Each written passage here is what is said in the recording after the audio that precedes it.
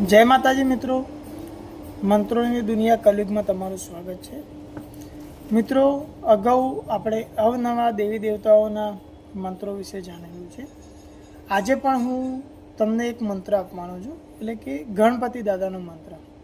તમે જાણતા હશો મિત્રો, ગણપતિને દેવોમાં પ્રથમ સ્થાન આપવામાં આવ્યું છે અને એવું કહેવામાં આવ્યું છે કે કોઈ પણ દેવી દેવતાની પૂજા પહેલાં જો ગણપતિની પૂજા કરવામાં આવે તો તે દરેક કાર્ય સફળ થતું હોય છે મિત્રો।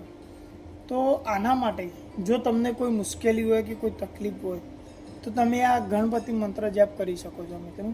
આના માટે તમારે ભૂવા હોવું કે અન્ય કોઈ મંત્રની સાધના કરેલી હોવી જરૂરી નથી મિત્રો, કારણ કે ગણપતિ એ આપણા પ્રથમ પૂજ્ય દેવ કહેવાય છે કે જેનો કોઈ પણ વ્યક્તિ મંત્ર જાપ કરી શકે છે મિત્રો।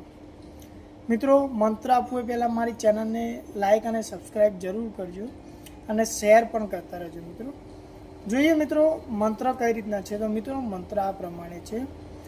ઓમ ગીમ ગુમ ગણપતે નમઃ સ્વાહા। મિત્રો મંત્ર ફરી બોલું છું, ઓમ ગીમ ગુમ ગણપતે નમઃ સ્વાહા। મિત્રો મંત્ર આટલું જ છે અને આ મંત્રનો જાપ કરવા માટે મિત્રો પહેલો આપણો નિયમ જે હતો બ્રહ્મચાર્યનું પાલન કરવું। અને મિત્રો આ મંત્રનો જાપ તમારે 7 દિવસ અથવા તો 21 દિવસ તમે કરી શકો છો। અને જ્યાં સુધી આ મંત્રનો જાપ કરતા હોય મિત્રો ત્યારે તમારે પલંગ કે ખાટલા ઉપર સૂવાનું નથી, તમારે નીચે પથારી કરીને સૂવાનું છે। અને આ મંત્રના ટોટલ તમારે 1 લાખ જપ કરવાના છે।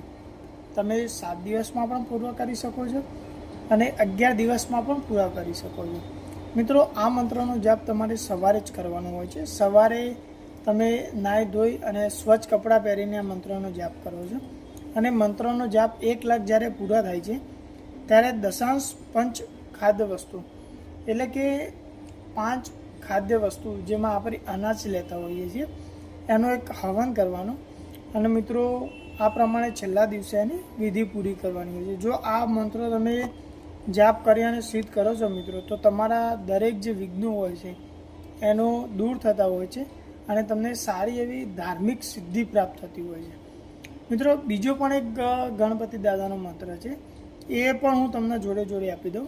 તો મિત્રો આ મંત્ર જોઈએ આ પ્રમાણે છે, ઓમ ગમ ગણપતે નમઃ। ફરી જોઈએ મિત્રો, ઓમ ગણપતે નમઃ।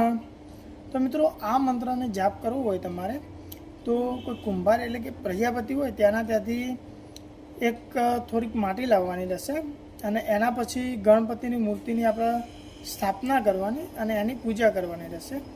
અને મિત્રો પૂજાની અંદર આપણે સવારે કરવાની છે, દરરોજ 1000 જાપ કરવાના છે મિત્રો આના। અને 7 દિવસ સતત તમે આ વસ્તુ કરશો એટલે મિત્રો આ મંત્ર સિદ્ધ થતો હોય છે। આ મંત્રના તમે લાંબો ટાઈમ જો સિદ્ધિ કરવા માગતા હો તો મિત્રો 6 મહિના સુધી પણ તમે આનો જાપ કરી શકો છો દરરોજ।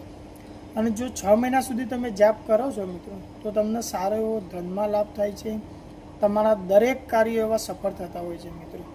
પણ ધ્યાન રાખજો મિત્રો, આ પણ મંત્ર જાપ કરતી વખતે તમારે બ્રહ્મચારીનું પાલન કરવાનું રહેશે મિત્રો। અને આ મંત્ર જાપ કર્યા પછી તમારી ઈચ્છા શક્તિ મુજબ તમે સારા એવા કાર્યોમાં સફળતા મેળવી શકો છો, ચાહે બિઝનેસ હોય, જોબ હોય કે ગૃહસ્થીમાં કોઈ પણ તમારું કાર્ય હોય તો મિત્રો આ પ્રમાણે તમે સિદ્ધ કરી શકો છો। તો મિત્રો જો આ વિડીયો તમને સારો લાગ્યો હોય તો મારી ચેનલને સબસ્ક્રાઈબ જરૂર કરજો અને શેર પણ કરતા રહેજો। જય માતાજી।